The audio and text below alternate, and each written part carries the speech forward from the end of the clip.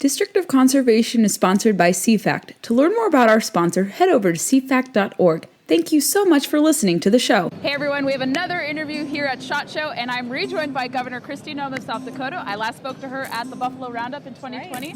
And we're really delighted to speak with her again. Governor, how's SHOT Show going for you? This is my first visit to SHOT Show, so... You're kidding? No, you haven't been here before? I've been here before, so this is fantastic. I love it. It's your kind of place. These are my people. These are my people. I'm really surprised, but better late than never. I know, and we're walking around talking to folks. I've got a lot of meetings set up, but for us, it's an opportunity to talk about our state, recruit businesses to our state, but also, see what we can do to get some investment into some of the businesses that are already there. And you're going to talk about that in the upcoming Governor's Forum, not too far from now, about how you guys are trying to draw in gun businesses to the state. Well, we are the #1 economy in the country right now, and we're also the #1 state for selling hunting licenses. So our people love their Second Amendment rights. They love the outdoors. We're big conservationists.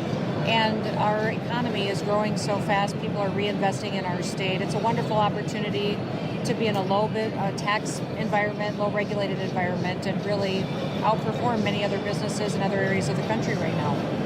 We'll talk a little bit about, I want to ask you about what's happening federally. There are different, it seems like conservation is not really being upheld at the federal level, but the states like yours are trying to uphold it. Do you notice that conflict? Is it challenging to carry out a conservationist agenda, you think with Biden's administration right now? I think it's just a completely different way to be conservationist. For them, they're passing a more extreme agenda that is about control. At the state level, we're able to incentivize people putting their land into diversity, into wildlife habitat. We're able to partner with landowners in very creative ways and allow them opportunities to really see the results for themselves. We started a habitat program in South Dakota when I became governor and have put thousands of acres into grass and tree strips to really enhance what we can provide for protection and shelter for our wildlife, and it's been phenomenal. Our bird, we're known for our pheasant season. You went viral for one of your videos last time we spoke. Our birds are going crazy. We've got great population. A lot of people are coming and recognizing the value of that balance out on the landscape that really does help people be successful and also our wildlife. Are there any policies that concern you? Are you familiar with what is being known as 30/30? Yes, I am very. What are your thoughts on that? Some of the worst maintained land in the country is federal land. And that's really the 30/30 rule, is trying to take more control of land and put it under the federal government's authority and power. So I'm not in favor of that.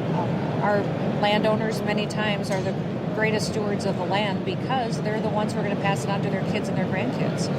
So I'm very much an advocate for private ownership and partnership and incentives to allow people to really cash flow putting diversity out on their land. And we've been an example to the nation on doing that. I think the creative way that we've, partnered with people to provide grass and provide cash rental rates on marginal land to get their soil back into shape, deal with erosion, but also put the right species out there for our wildlife, it makes all the difference in the world.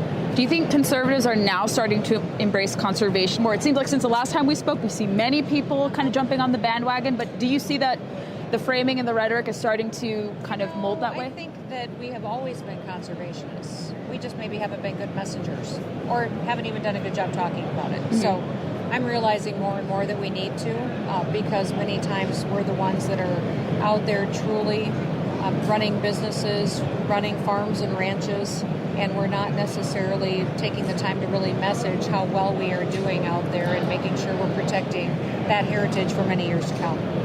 And how was your hunting season or fishing season recently? It was great. It was good? It was fantastic. We've got more kids out hunting, trapping, and fishing than ever before, selling and bringing a lot of people in for out-of-state hunting and fishing. And then our residents are obviously still enjoying the bounties of the landscape. So, we loved it. We had great weather.